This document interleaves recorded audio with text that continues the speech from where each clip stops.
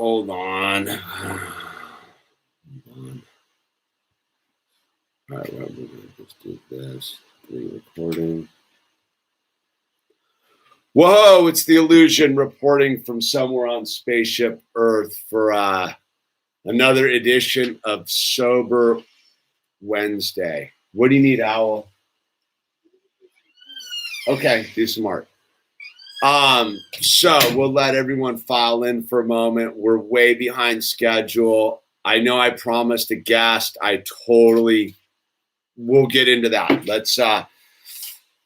Let's do what we need to do most right now, or I need to do most now, is just regroup on all of this. And got chat. Yeah, I got my chat up. God, grant me the serenity to accept the things I cannot change, the courage to change the things I can, and the wisdom to know the difference. All right, so it's this is an hour dedicated to people that are suffering. I come from the lens of alcohol, drugs.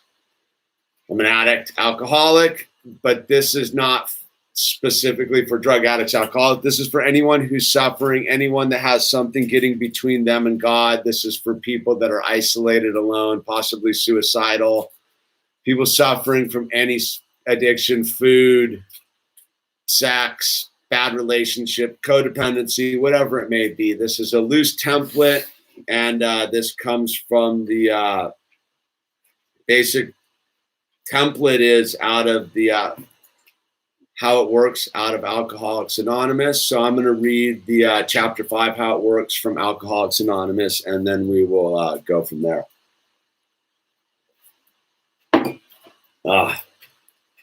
Chapter 5, how it works. Rarely have we seen a person fail who has thoroughly followed our path. Those who do not recover are people who cannot or will not completely give themselves to the simple program. Usually men and women who are constitutionally incapable of being honest with themselves. There are such unfortunates. They are not at fault. They seem to have been born that way. They are naturally incapable of grasping and developing a manner of living which demands rigorous honesty. Their chances are less than average. There are those, too, who suffer from grave emotional and mental disorders, but many of them do recover if they have the capacity to be honest. Our stories disclose in a general way what we used to be like and what happened and what we're like now. If you have decided you want what we have and are willing to go to any length to get it, then you are ready to take certain steps. At some of these we balked. We thought we could find an easier, softer way, but we could not. With all the earnestness at our command, we beg of you to be fearless and thorough from the very start. Some of us have tried to hold on to our old ideas, and the result was nil until we let go absolutely. Remember that we deal with alcohol, cunning, baffling, powerful. Without help, it is too much for us, but there is one who has all power. That one is God. May you find him now. Half measured availed us nothing. We stood at the turning point. We asked his protection and care with complete abandon. Here are the steps we took, which are suggested as a program of recovery. 1, we admitted we were powerless over alcohol, that our lives had become unmanageable. 2, came to believe that a power greater than ourselves could restore us to sanity. 3, made a decision to turn our will and our lives over to the care of God as we understood him. 4, made a searching and fearless moral inventory of ourselves. 5, admitted to God, to ourselves, and to another human being the exact nature of our wrongs. 6, we're entirely ready to have God remove all these defects of character. 7, humbly asked him to remove our shortcomings. 8, made a list of all persons we had harmed and became willing to make amends to them all. 9, made direct amends to such people wherever possible, except when to do so would injure them or others. 10, continued to take personal inventory, and when we were wrong, promptly admitted it. 11, sought through prayer and meditation to improve our conscious contact with God as we understood him, praying only for knowledge of his will for us and the power to carry that out. 12, having had a spiritual awakening as a result of these steps, we tried to carry this message to alcoholics and to practice these principles in all of our affairs. Many of us exclaimed, "What an order! I cannot go through with it." Do not be discouraged. No one among us has been able to maintain anything like perfect adherence to these principles. We are not saints. The point is that we're willing to grow along spiritual lines. The principles we have set down are guides to progress. We claim spiritual progress rather than spiritual perfection. Our description of the alcoholic, the chapter of the agnostic, and our personal adventures before and after make clear 3 pertinent ideas. A, that we were alcoholic and could not manage our own lives. B, that probably no human power could have relieved our alcoholism. And C, that God could and would if he were sought. Amen. So, life. So I had a guest scheduled, and my guest showed up 100% ready to rock and roll. And it was the first time I was trying to use the Zoom thing that I got here, and we were ready. We were talking, and for some reason, it wouldn't click in through my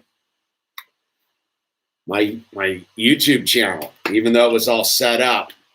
So the first feeling I had was embarrassment, right? Like, here I have another person who has set their time aside, and I'm not ready to go. Something's gone wrong. And so I go, well, what is that? Can I get mad at the program? Can I get mad at Zoom, YouTube, anything? No, the person who didn't do a test run with another human being on the other end of a Zoom line somewhere was me. And I tested it on my own, in my own space, and made sure it worked, but I never tested it with another person. So me being me, I thought I had it covered, right? But my life's unmanageable. And so when the moment of unmanageability showed up, he's back here doing his Lego thing, all of a sudden he bumped into a problem. I can't figure out the YouTube thing. I'm looking at this other person on the screen. I'm fully embarrassed. I'm powerless. What do you do? What do you do? What do you do in that moment, right? Of like, I'm in over my head. I'm totally in over my head. I got owls in another room crying about something. I have a person here who's set aside their time to be here on a live stream. I've got a live stream with all of you waiting for us to do our thing. I'm sweating. I feel the walls closing in on me. We tried. She's on the other end trying to look stuff up to try to help me get through this moment. There's a moment where I have to come to terms with the truth. I don't have a way out. The only way I have out is to admit I don't have a way out. I have to surrender. I have to look this person in the eye from across the country and be like, I don't know what to do. I really don't know what to do. Can we reschedule this? And so I can run from that space. I can go hide in my room. I can go be defeated. I really am pretty bummed about it. Like all of it. So all of a sudden, right, as an alcoholic, like that moment triggers off everything, right? Now it starts as just because I can't get this thing happen, but I'm on the hook. I have another person involved. I'm embarrassed. It's triggering all my stuff. I have my son having a moment in his room, sitting there. I got to go talk to him.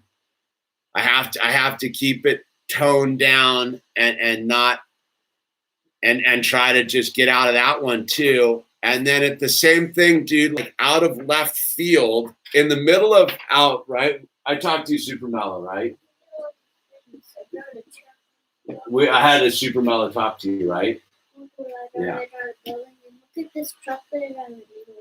Oh, there you go. So as I'm talking to Owl, out of stage left just comes like a giant freight train into the side of my head is financial fear. Like, bah, boom, just like a marching band full of monkeys clanging cymbals with giant tubas, just screaming, your ship's sinking. You need to get super tripped out about it all. So I got that going on, right?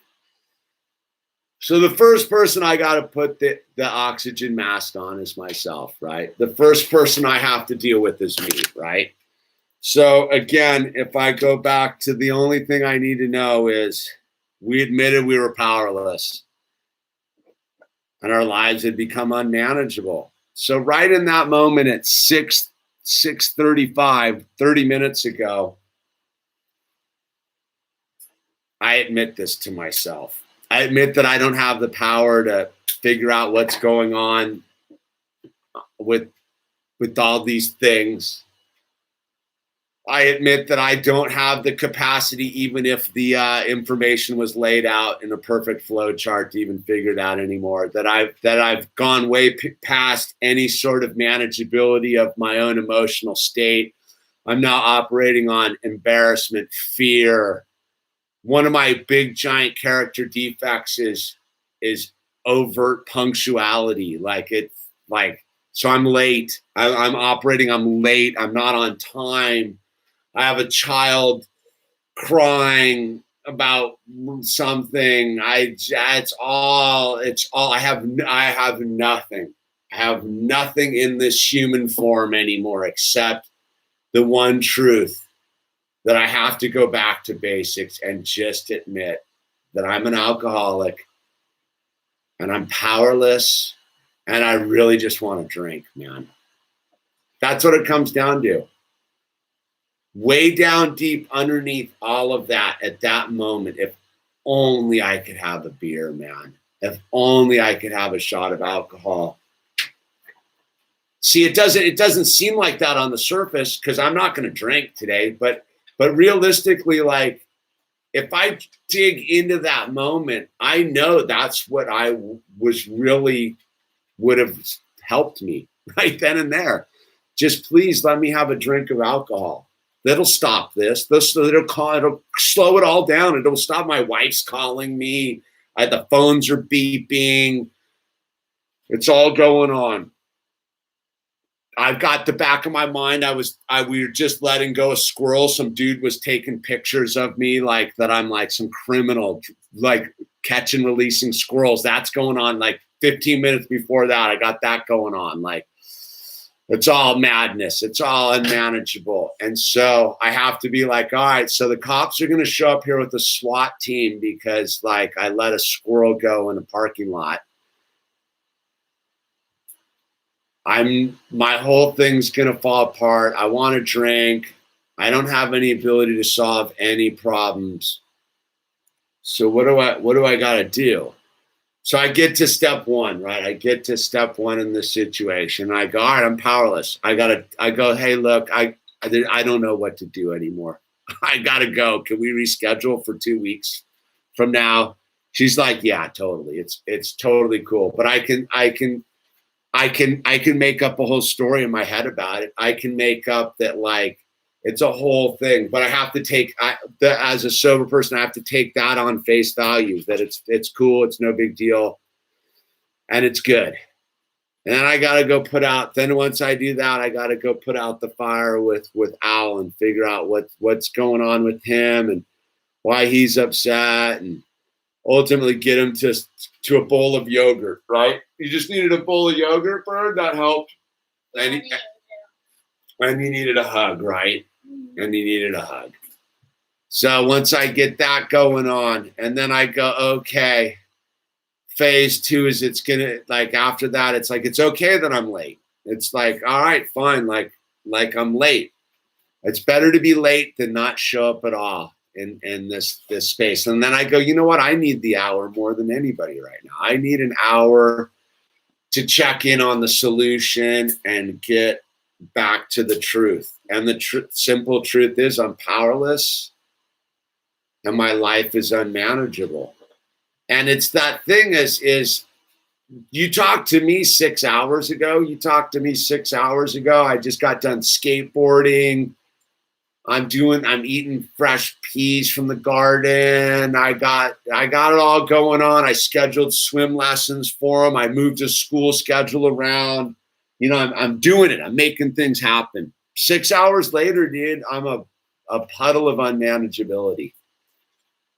And no one wants to admit that to themselves. And so when I look at that space that I had occupied, my first character defect, right, is we're entirely ready to remove all these defects of character, right? Step 6. We're entirely ready to have all these defects of characters. So one of my character defects is I want to solve the problem with anger. I want to yell at somebody. I want to yell at something. I want to bang my head. I want to do something. You want to scream. I want to scream, right? Yeah, you know that. Here, Bird, give me some knuckles on that, dude. And but I can't. It's not going to solve anything, right? I got to bring it all together. I got to go talk to Owl. Can't get mad at him. He's just having a meltdown about Legos, dude. Like, it happens. I get it. And that's my little dude with my character defects. So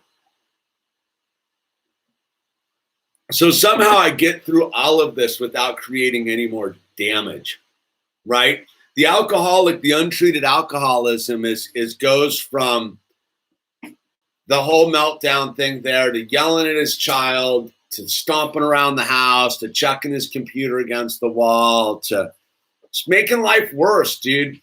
Calling up, flipping out, blah, blah, about some charges on the credit card, whatever.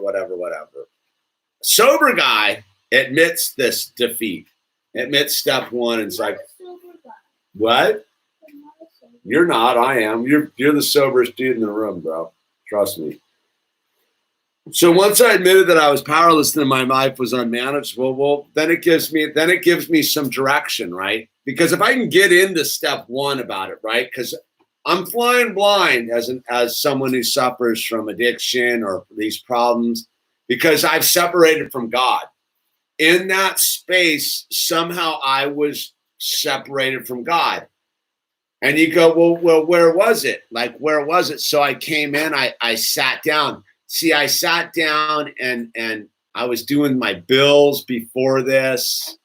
And then I saw the squirrel in the squirrel cage. I dropped the squirrel off, and the dude's taking photos of me dropping off the squirrel rattled my cage, dude. And I wanted to, like, you know, but I go, no, I let that one go. But it's been in the back. It was in the back of my mind. So when all this is going, I got a story going on in my head. I'm under attack, dude. Klaxons ringing. So I can run around on my aircraft carrier of drama and try to figure out where the fire is and all this stuff. But eventually I just zero into the thing is, if I can get a hold of this thread, there's my life raft. And my life raft is, once I admit that I'm powerless and it's unmanageable, well, awesome. Oh, I like those. Is that a power greater than ourselves? Mom's here. Why don't you go give those to Mama? Okay. No, these things are not for Mama. They're for you. Oh, that's nice of you. Thank you, Bird. Because they want you to feel left out. Thank you for not letting me feel left out. Oh, give me a hug, dude. I love you. No, that's a kind soul right there. See, that's all. Hi. Okay. Oh, that did you shoot me? Yeah, I'm Sober Wednesday. Okay. Did I shoe? I'm gonna pay the piper on that one too. So there I am. I'm just adding chaos to my story everywhere I go right now. So again, came to believe that a power greater than ourselves could restore us to sanity. See, I'm insane. I'm super insane right now. I feel the insanity. So I have to make a decision to turn my will, my life over to the care of God as we understand him. All right, God. All right, God.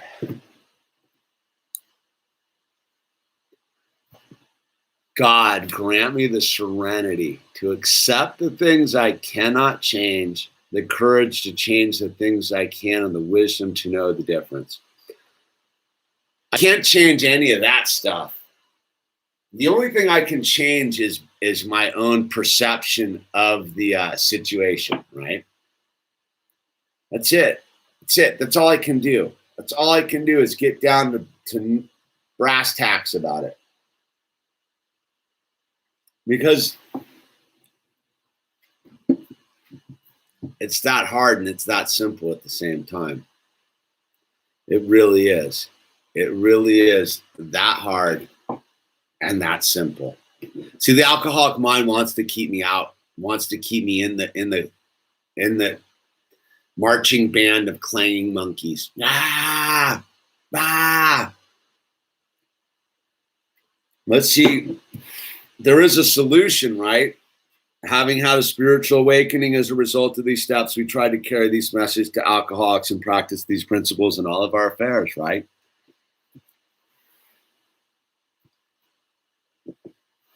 So here we are. Here we are, man. We made it. We made it, dude. We made it, man. And that's it, man. So I'm being of service. I'm doing my very best to practice these principles in my affairs right now. I wanted to turn around and give the guy about the squirrel a bunch of heat. I'm willing to accept my consequences, whatever that may be. I'm willing to I had to humble myself before a random human being. And you have to understand that I was super excited to kind of do my first guest thing via yeah, you gonna go listen to some Tay-Tay? All right, dude. It's the hottest, dude. He likes to listen to Taylor Swift and Tool. And I suppose right in the middle is Radiohead and David Bowie, right? So it's going to be okay, man. I didn't drink. And I pretty much made it here. So where are we at? What's going on out there? What is going on out there? So let me turn it over to you guys for a minute and let you guys drive the boat for a minute. Ryland's chilling. All right, where are we at? And congrats, Anonymous. That's huge. What did Anonymous Anonymous, 100 days. Good for you. Triple digits. Solid, dude. I remember triple digits. Thoughts on mushrooms? Don't waste your time, dude. We're not here to talk about look, this is for people with problems. This is not people to add problems to people, dude. You get what I'm saying? That's my thought on that, dude. If you want another problem, yeah, there you go. Have some mushrooms, dude. Be my guest. Yeah. No worries, dude. Yes. Anyhow, that's normally a $20 question anyhow, dude. So I right on Barber Dude 26. No, don't. It's not just say no. It's just say not necessary. Not necessary. Look, the say no thing, I don't know. 12 days out of detox and psych ward, 20 days sober. Good for you, Amanda. 12 days out of detox. And psych ward. Solid move out of a hectic predicament, dude. Stay the course, Amanda. Stay the course. You got 20, man. You're winning. You're winning, dude. God bless Seth. do you have to hit rock bottom to be sober? No, dude. Well, look, Austin, this is the thing. Rock bottom's wherever you want it to be, dude. Rock bottom could literally be, I just don't want to need to I just don't want alcohol in my life, dude. And you act accordingly. It's wherever you want it to be, dude. Like, that's the thing, is like, you can keep digging the hole till you really realize that it's not for you.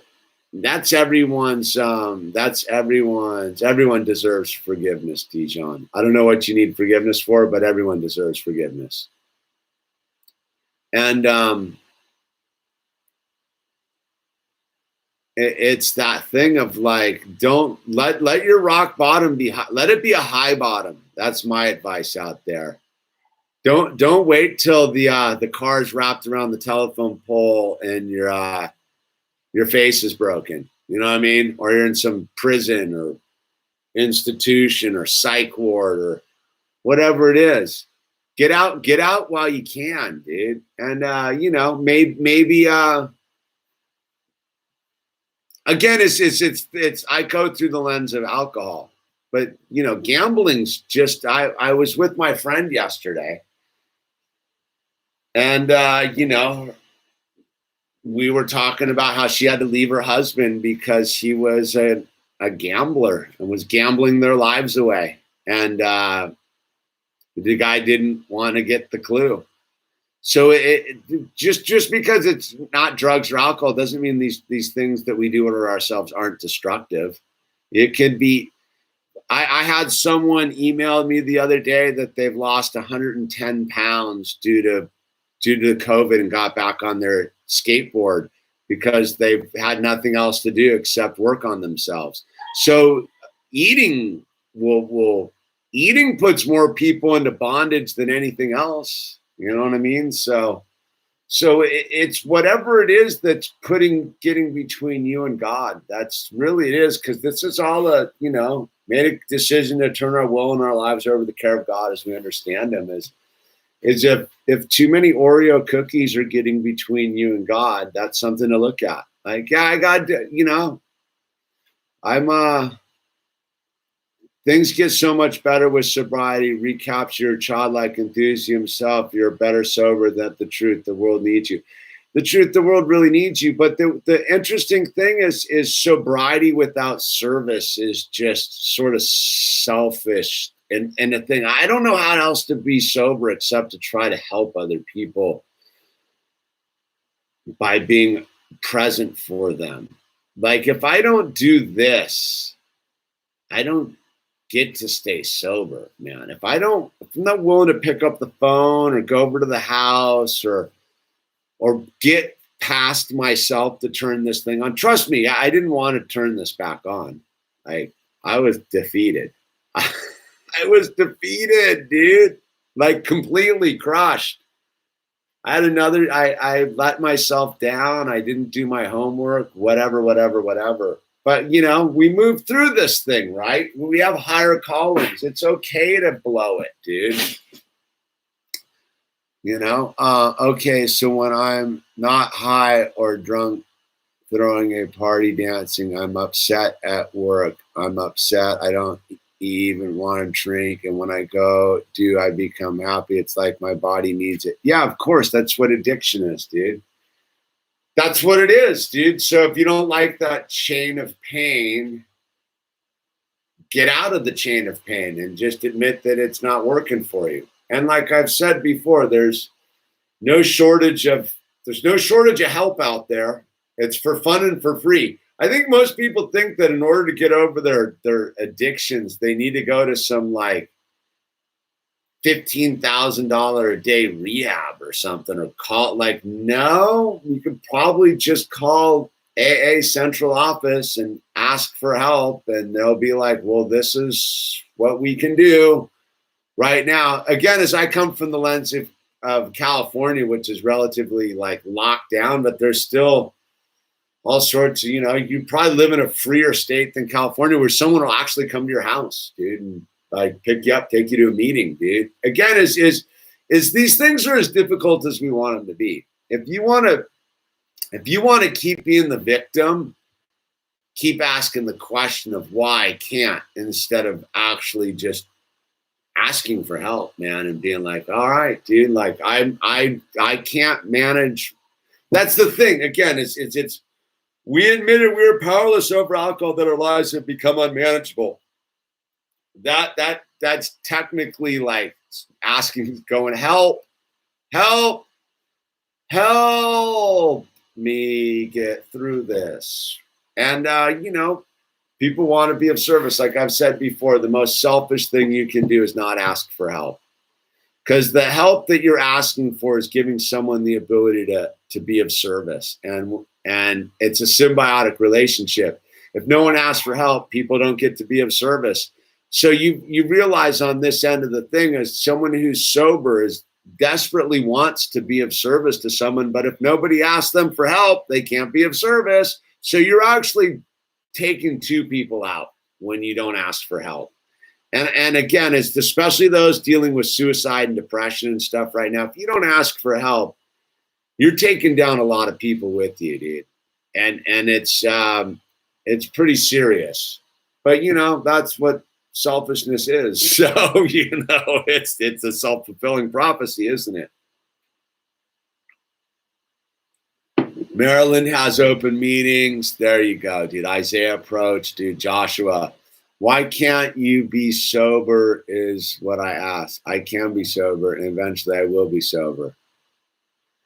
Yeah, they're pretty much, dude. I guess it's like that whole thing is, if tomorrow's never going to come, dude, why wait till, why? That's that whole weird thing is like on New Year's, I'm going to do all this stuff for myself. My New Year's resolution, why not do it today? Why not do it today? Why not show up today for yourself and solve the problem today? Because tomorrow's no guarantees, dude. Like the sun zooming in, meltdown expected. Who knows? You might wake up tomorrow and just be like, nah, I don't think so. If you got the inkling that you need the help, act on it, dude. That's my advice right there is act on that desire for help, because you might not get that moment of clarity again. Yeah. Chosen one, dude. That's ironic, your name. Just stop isolating in that thing and ask for help, dude. I'm telling you, dude, if no one asks for help, no one gets to give the help. We want to give the help. Like, trust me, dude, like it's like that. Like that's how we live. Our primary purpose, my primary purpose in this life is to be of service to another alcoholic. It's not to, my secondary purposes are all of this other stuff. But if I don't do my primary purpose, none of this stuff stays afloat. None of the plates stay in the air. You get what I'm saying? If I sacrifice being of service to another human being, like how can I be of service to my family, dude? It's abstract, but that's the way it works, dude. What's happening, Bethel? I'm in that desperate need to be of service phase, but my own issues have let me isolate. Just focusing on my family, want to help more. I know it will come though, and I'm ready, Lord willing. Well, I'll tell you, Sarah, like this is the thing. Being of service is an interesting thing. And like I said again, is the first thing you can do to be of service is to ask someone to help you. It's not about you need to go like, because that's what sparks the wheel. Like, right. If you think about it as like, how do you start a car, right? You have the battery, which gets the alternator going, which turns over the engine, right? Like if you don't have a battery, you can't get the alternator to go to get the engine to go. You know what I mean? So the battery is help. The alternator is another engine, and the alternator is another human being, and the engine's all of us doing that over and over and over again in the internal combustion engine of help, service, help, service, help, service. So again, is if you don't know how to be of service, maybe ask someone else to help you be of service, right? Like because you're big, it's that thing it's so abstract, but it so makes sense on this side is when you ask someone else for help, you're actually being of service. It's genius how it works once you see it. Again, I remind you of my spiritual advisor. He told me, he's like, you're doing more for my sobriety than I can ever do for you. This is a dude like 20 plus years sober. When I asked him for help, that was like one of the first things he said to me. He's like, you asking me for help, you're doing more for me than I could ever do for you. And he's like, you'll get it one day. And that's the thing, dude. All right, what do we got here? The day is short, the labor vast, the toiler's idle, the reward great, and the master of the house is insistent, aka act today, dude. Rabbi Tarfoni. Get an hour a day phone commitment. Whatever, you'll figure it out. But again, it'll help you with your family. My butterfly plants named Goldfink has actually had a sprout. One of your butterfly plants named Goldfink has a sprout. Just come really quick. I'll look at it. No. Goldfinks. Oh. Yeah, I'll come look at. All right.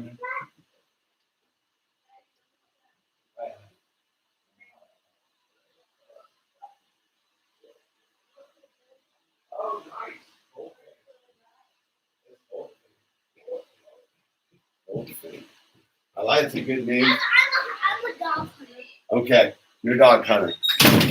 Oh, yeah, his first little sprout of his like butterfly garden thing, Goldfink. Anyway, let's see where are we at with this. My addiction is information. Yeah, well, that is an addiction for sure, dude. Not even just alcohol. You're a service to all addicts and former addicts, etc.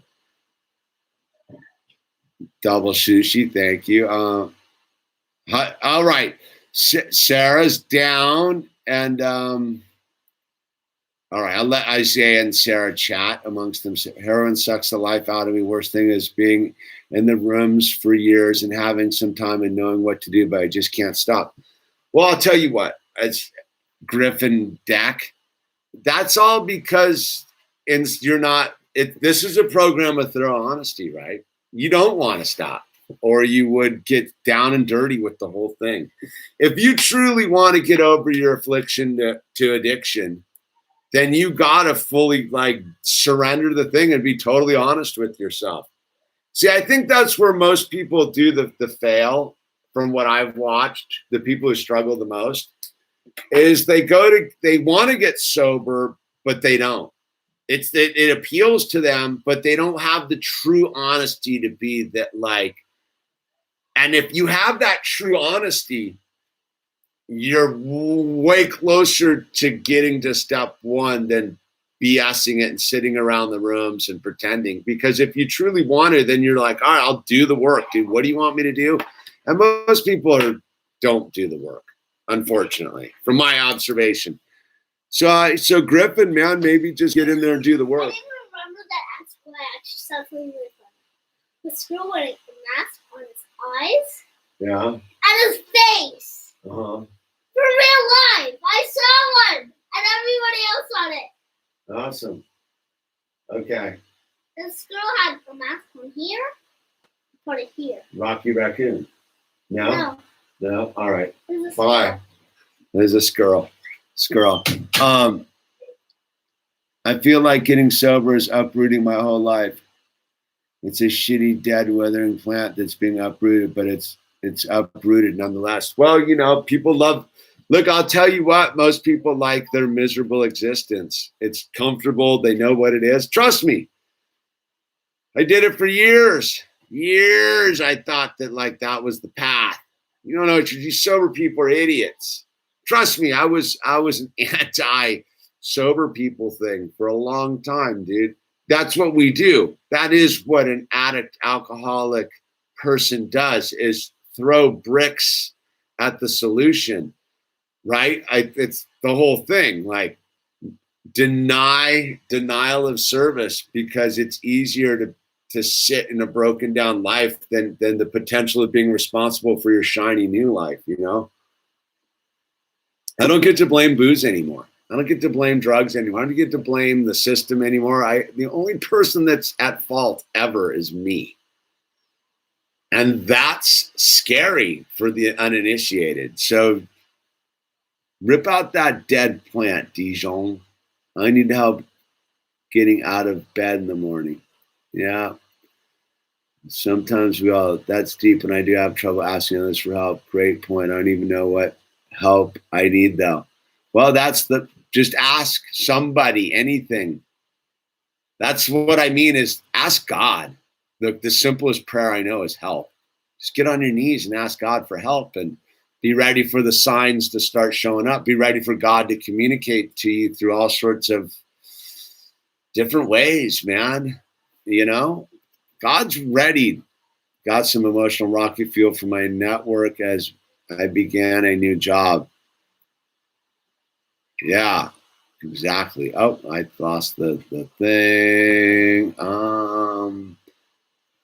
4 years sober, I couldn't imagine living in this hellish time recovering from hangovers. I know internet connection. I know what you're saying. I couldn't imagine being loaded for the last year and a half. That just seems even extra. It's hard enough being stone cold sober getting through all this. I couldn't imagine just sitting, just digging holes into my life while all this is going on. But I guess it almost makes sense too.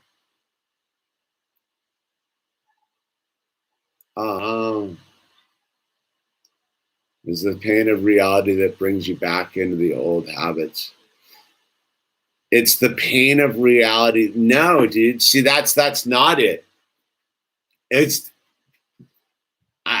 not the way I see it. That's the cop out. You're blaming reality for it's that thing of not being honest with yourself. Reality's, you're supposed to. How do you get pleasure without pain?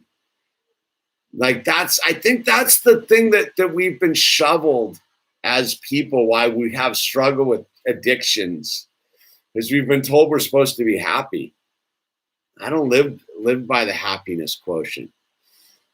I live by the gratitude quotient. So that's what third dimensional perception. The pain of reality is that brings you back. And no, it's the denial of gratitude, which is what brings you back into your old habits.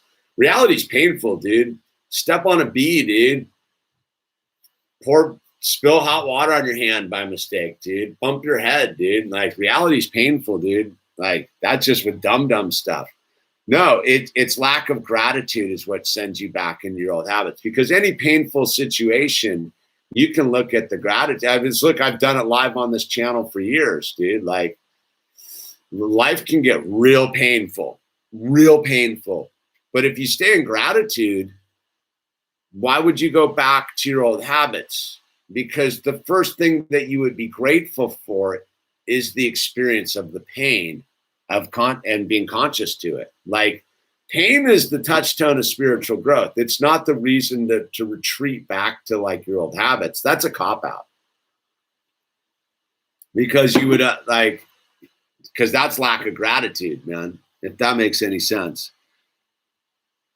I've been so much wanting to be sober, but not doing it. You got to pull in, Bethel. Comes down to the present day, doesn't it? Yeah, today's the day, man. It's a simple thing, man. Once it's again, is the advice I would have, and the advice that was told to me, it's not my advice. It's just the hand down is just all you got to do is be sober today. That's the only thing you have to do is be sober. Tomorrow, dude, who cares? I'm going to get loaded tomorrow, but tomorrow's never going to come. So I just got to stay sober today. I just have to stay sober today. That's doable. If I sit here and say, I'm going to be sober till the day I die, I will drink. If I say I will be sober for the rest of my life, I will guaranteed be doing speedballs or drinking or whatever new goofy thing I need to do. Right? But today I can manage it. Today I can get through anything without drugs and alcohol because I don't have to worry about it tomorrow. Tomorrow I get to start a new day. Look, on this thing, right? How many of you have gone to bed with like a plan? Like, oh my God, tomorrow I'm going to get up. We're going to do this. I'm going to do that. It's going to be rad. You're all fired up. You're like, yeah, I'm going to do this. And then you wake up the next day and you're like, I don't know, dude. It's kind of cloudy. I don't know if that's what I want to do. See, if you live in Tomorrowville, you're dooming yourself. I can be in today. Today's pretty safe, and today is hectic, always. But if I talk to you about how I'm going to stay sober tomorrow, I'm lying to you. I am 100% stone cold lying to you. If I go, tomorrow, I'm going to get up and I'm going to be sober tomorrow. I can't guarantee that, dude. I have no guarantee. I can get up to, I know what I can do to exponentially be probability higher of that reality coming true. But to sit there and say that, like, I'm going to get up tomorrow and it's a 100% guarantee I will remain sober, I'm dooming myself. All I need to do is make it to the pillow tonight, dude. If I can remain sober today, the odds of me remaining sober tomorrow greatly increase. But if I get loaded today, tomorrow don't matter. Tomorrow's off the charts. So all I got to do is stay in today. If I stay in today, man, I'm doing real well.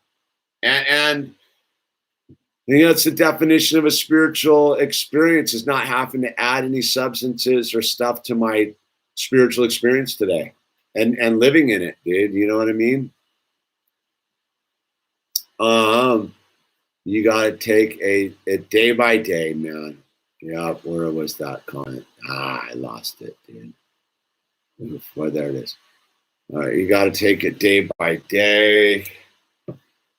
Bethel, pray without ceasing. Wanted to say hello, tribe. What's up, Randall? Hope the vibe is strong. The vibe is strong, dude. We're getting through it. How is what's up? What's up, Moose's dad? We're not doing that, dude. So I meant it was drives, right? So I meant it is what drives the excuses. Yeah. Oh yeah. No worries. Third dimension. We're all working it out in large time. Needed that for sure, brah. Yep. Feel like I listened. Damn.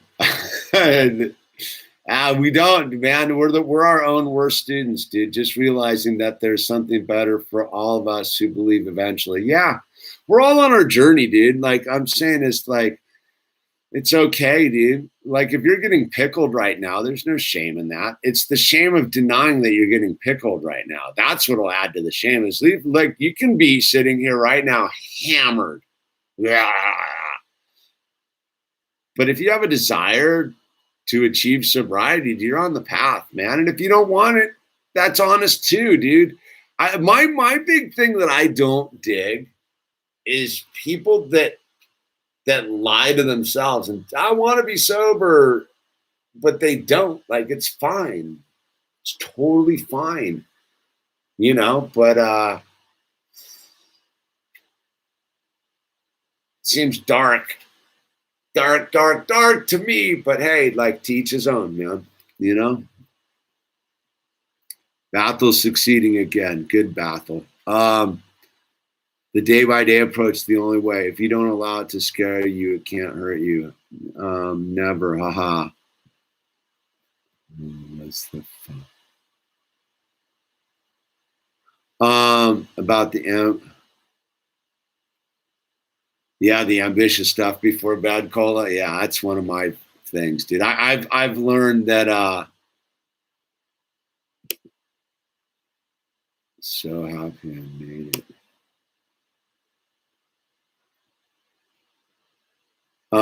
Thanks for doing this. My pleasure. Internet connection. One love. You get it, Sarah. So you know, as we get to the end of this whole thing,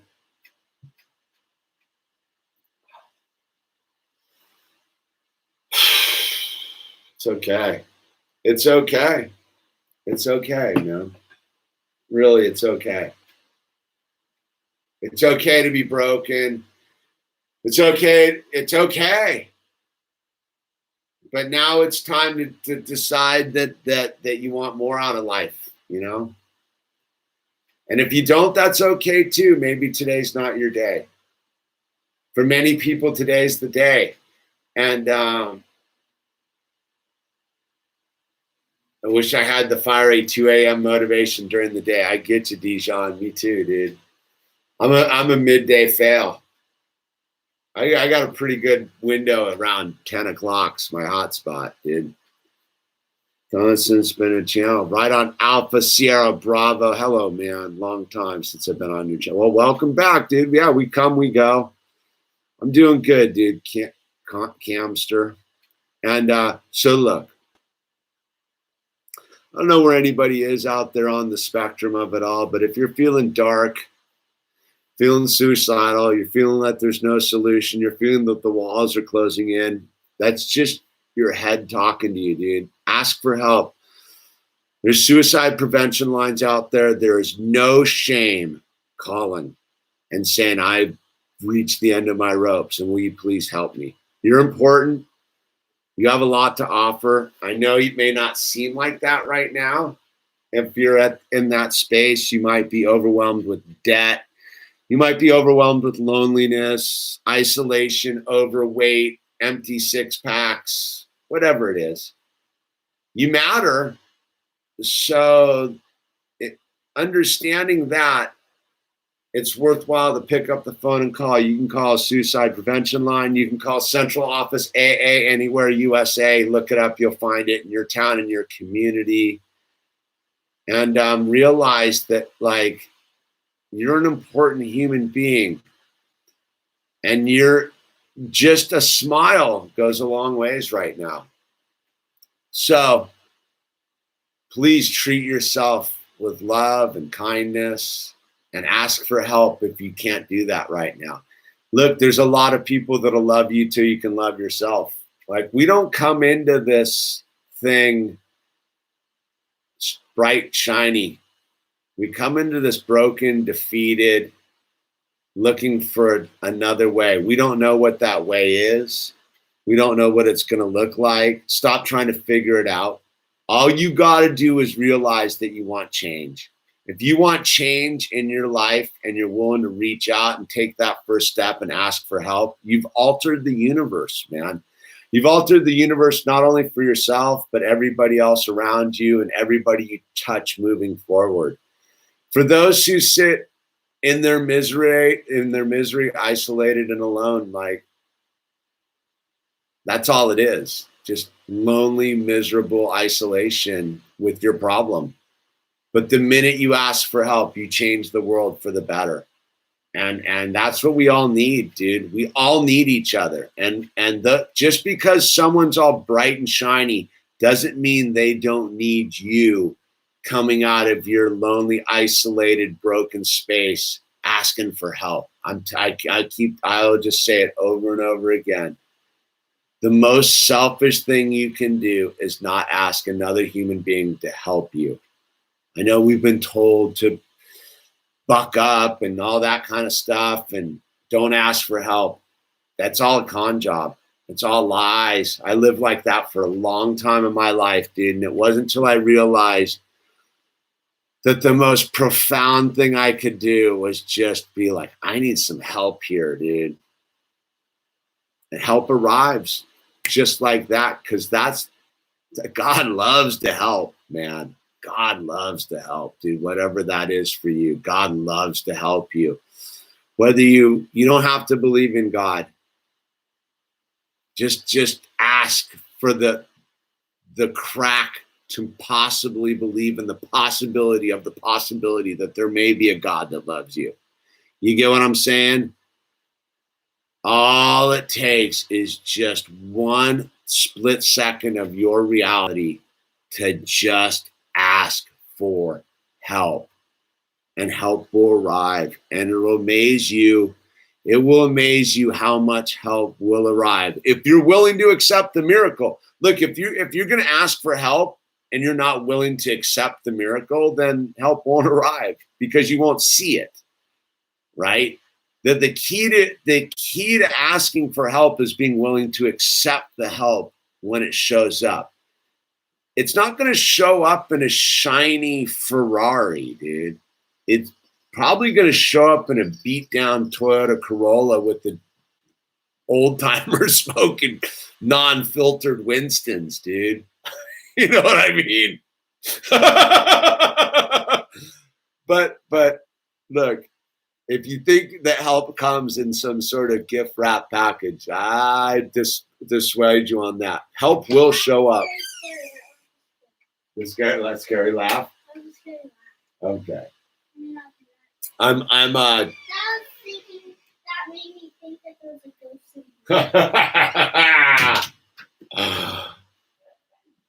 in Don't bash my 03 Corolla, dude. Hey, it still starts up, dude.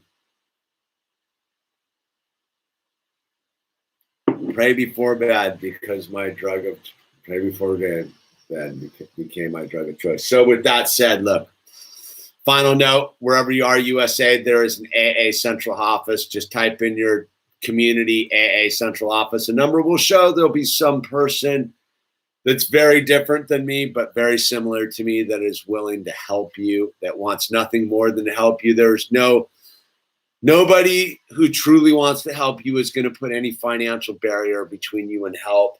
We give it away for fun and for free. That's the code.